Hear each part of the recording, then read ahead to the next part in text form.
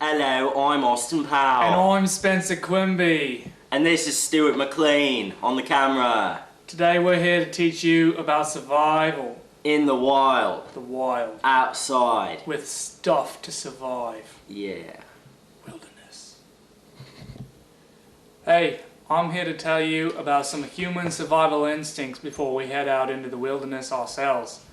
First, humans, I bet you didn't know this, are the only mammals that are born almost completely defenseless. But we identify things much quicker and smoother when they are living things, such as our ancestors scanned the landscape for charging wildebeest while they were hunting. We are still on alert for anything that could potentially be a threat. And when we're stressed or staring danger in the face, our brain's hypothalamus releases adrenaline, causing the blood flow to our muscles to increase, making us bigger, faster, and stronger when we are in danger.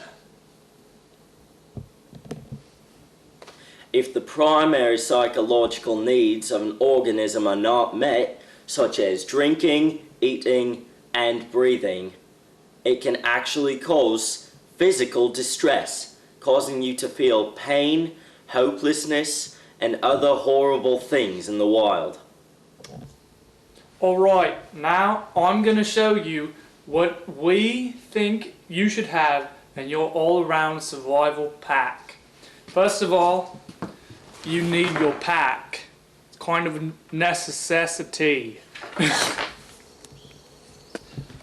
Second, you need one of these.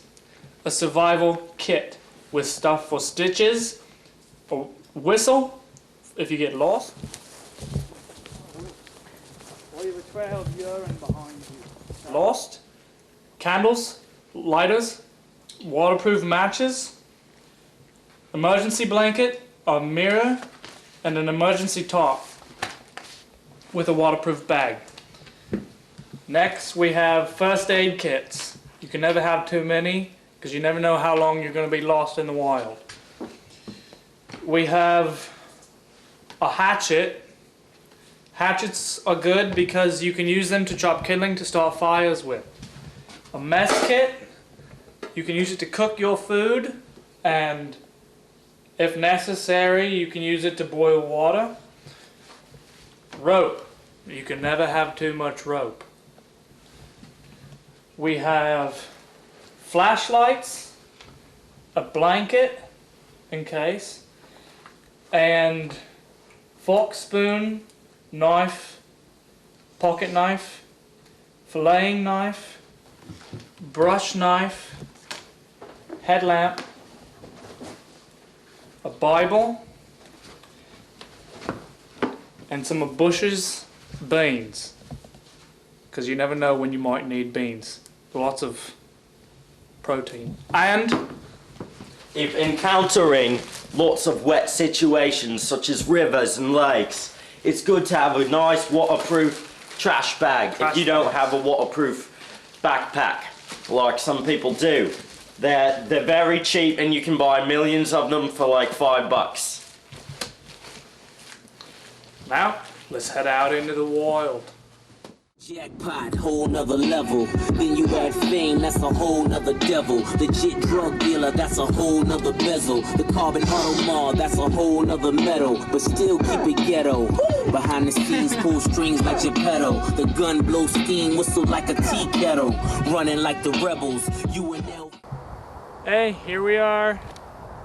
Heading into the wild back there. We're going into the wild. Into the wild. To survive. To survive. For 3 days. Not that long. The battery won't last that long. The battery won't last that long. We'll charge it. Yeah. For 3 days. 3 days. Right. And then we'll go back into the wilderness. Okay, let's go. Wilderness. Go. Wilderness. Wilderness. Hey, welcome. We're going into the wilderness now. And we got our survival pack, which you should always remember, because if you don't, you're SOL, because there's some things you should know if you come out upon a place. There are some things you need to know. Okay, for the record, we are not going to be showing you exactly how to survive in this situation. We're actually going into the woods, but as we approach this wilderness that we're going into, you need to remember that you need to watch out for potholes or any divots or holes in the ground like that one. You need to watch out where you're stepping, because one little difference can make the biggest repercussions. If you twist your ankle or break your toe, you could die out here in the wild. Nobody would ever see you again. It's very serious. Yes, and since we're out here, and there's obviously animals out here, things like this, the dew on the ground, the pooey, this can also help you in maintaining a fire. If you're having trouble with keeping your fire burning, coals, if you have hot coals and you leave your fireplace, if you put any sort of animal excretion that is similarly dry on your fire, it will keep your coals burning while you leave and then come back. That way you don't have a trouble restarting your fire every time. Alright, we're here. We're gonna go in there and show you the junk we're gonna show you. But first, there's some stuff we should tell you when entering a region like this. It's very important to know your seasons. Right now, it's tick season. So if you have collars like this, it's important to keep them up and keep the ticks out. If you have a hood, like I do, make sure you keep it on, and that'll keep the ticks off of you. They drop down from the trees, and it's important that they don't get affixed to your skin. Not only can they suck out your blood and leave you weak, but they can also transmit diseases like Lyme disease. See this rotting wood? Your arm will break apart like that if you have Lyme disease, I think. So it's important not to get Lyme disease. Yes, and in the case that you do get a tick, the one way to remove a tick, take a match, hot coal, hot stick, move it very close to the flea's bottom that's sticking out of the back or the neck area, and if the tick does not back out, then worst case scenario, you need to get to an emergency area. What you need to remember about the louse is its head is shaped like a corkscrew. So you can't just pull it out, because then the head will stay in. And in that case, there's no back to keep the blood, so it just keeps sucking the blood out of your body. It can cause serious infection, so you need to make sure you do not try and pry the tick out of the neck or back area. It's very important. Alright, let's head out. Alright. Alright, one thing, wood like this, rotting branches are a pristine place for wasps and hornets' nests. They will nest in there, so if you hear any sort of buzzing noise or a low drone and you step on wood like this, you should probably run as fast as you can, because the bees will become extremely irritated, and last thing you want to do is get stuck in an area like this with tons of bee stings. Alright, what we have here on this tree is known as Old Man's Beard. It is a moss/lichen that is wind dry, very good for kindling to start fires with, but when wet it is basically useless. And as you can see, this piece is wet because it's been raining and we live in Oregon. So if you do by chance find dry Old Man's Beard and you need to make a fire, use it, it's great. Yep. Make sure you lift your knees so you don't stick on the brush and you can die very easily. I think I just felt something bite my foot, meaning there's something in my shoe. I never see. One thing you need to be careful of when walking through wooded areas, when there's brush all over the ground and plants like this where you can't really see the ground itself, is for wet, slippery sticks like this, because they're very easy to slip on and trip, which could jeopardize your legs, arms, anything that could be broken. What you need to remember, the drier your fire starter, the better. if you're looking around for dry stuff on the ground, you're not going to find it, not here in Oregon. See, this looks all dry and dead and burnable, but honestly, it's wetter than something that's really wet. So you're not going to be able to burn this or start a fire with it. What you want to do is look for something hanging from a tree that's been wind dried for a while, like this. You might not be able to see it, but this stick and this moss is very, very dry, very breakable, a little rotten. I think I'm going to save some of the moss to start a fire later. Alright, right here we have a compass. I'm going to show you how to use a compass if you have one in case you ever get lost. On this you can see there's an arrow and then the north pointing arrow. You want to always line up this arrow with the northward pointing arrow, and whichever direction you are heading, you follow anywhere around here. It's also very useful to use a compass when you have a map, and it's a very good idea, no matter where you're going, to use a map of the area so you don't get lost in the first place, or worst case scenario, you have paper for fire starter. Alright, an area like this, if you look around, pristine area for building a camp of any kind. You got small trees you can cut down, some smaller brush off to the sides that you can use, and right here you can make a semi-shelter if you have your emergency top or anything, and it's right down here. You can see the divot in the ground, perfect to put your emergency blanket down, take a nap at night. You got the area wide open right here. Right here there's a tunnel up through the trees, and you can put, if you do it correctly, fire pit right here. Cook all your food. Yep. Hello, I'm Stuart. I'm the cameraman on this crew. I thought I'd introduce myself right now. What we're doing is building the camp at this time, and we're just going to leave the display so you can see all the ins and outs. We're cutting down brush right now to use as the shelter.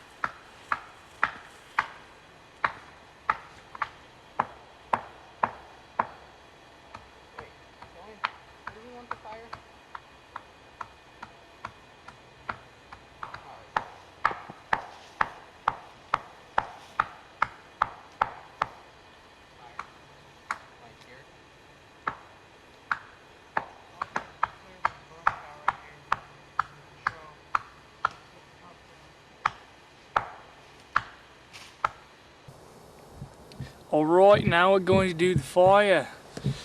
What you need from around you would be what we found earlier, the old man's beard, the dry.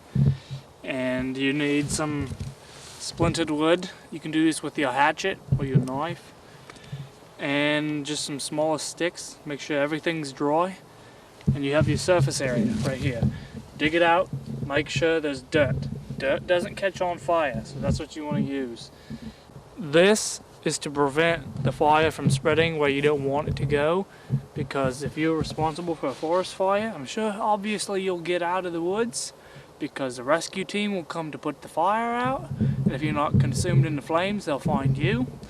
But you still need to respect the wildlife. To make sure, you want to make sure that you put your You fire... need a perimeter. Right. You need to keep it safe, and make sure if you want your fire to start correctly, you're going to use your fire starter on top of a dry surface. If you see this earth, it's a little damp. So I think using dry wood would be a really good base for the fire. So I'm going to show you how to put this together. You're going to take the sticks. You're going to want to make yourself a little teepee type thing and you want to make sure it's ventilated. If it's not ventilated, then your fire won't burn. Fire needs oxygen. It's simple chemistry. Fire will not burn without oxygen. So if you suffocate your fire, then you're going to have to start all over. Well, the matches didn't work out, so we resorted to this. Cut grooves into a piece of wood and sharpened another piece. Now we're creating friction. Hopefully the friction will become hot enough to start a fire.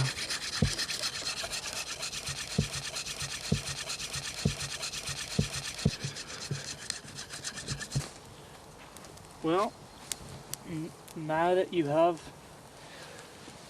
your fire going, you can cook stuff, and like our beans, just right over the top of the fire. Anything, if you hunt something, kill it, cook it up and eat it, make sure everything's cooked thoroughly. You can boil water to drink. Always boil water if you don't know where it's been or if it's not pure. Fire is a really good instrument to keeping people that are having problems psychologically in the woods. It's a good way to keep them from freaking out because the fire soothes people just by looking at it. And yeah, fire is good and warm, keeps you warm. Body temperature, it's important.